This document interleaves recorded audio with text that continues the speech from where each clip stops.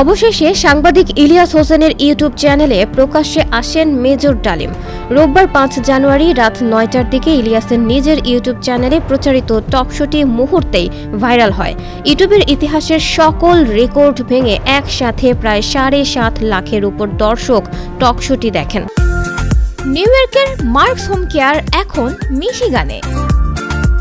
টকশোতে বাংলাদেশের মহান মুক্তিযুদ্ধের ইতিহাস ও ৭৫-এর ১৫ই আগস্টের নেপথ্যের ইতিহাস তুলে ধরেন বিদেশে নির্বাসিত আলোচিত এই সাবেক সামরিক কর্মকর্তা।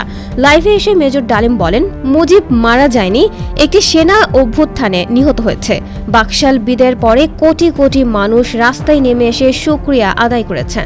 তিনি বলেন, শেখ মুজিব তার জুলুমের মাত্রা এতটাই তীব্র করেছিল স্বৈরাচারী আচরণের মতো যে তখন মানুষ রবের কাছে মুক্তি চাচ্ছিল তার জুলুমের অবসানের জন্য। মেজর ডালিম আরও বলেন, তথাকথিত নেতারা যখন ভারত পালিয়ে গেল, ছিল না যখন কেউ নেতৃত্ব দেওয়ার, সমঝোতা নিয়ে সবাই ব্যস্ত। পাকিস্তানি বাহিনী যখন বাঙালির উপর হামলে পড়েছিল, তখন মেজর জিয়ার স্বাধীনতার ঘোষণা আসে। আমি তখন পাকিস্তান আর্মিতে। মেজর জিয়ার ঘোষণা শুনে মনে হলো আর বসে থাকার সময় নেই। আমরা তখনই পাকিস্তানের বিরুদ্ধে যুদ্ধে নেমে গেলাম।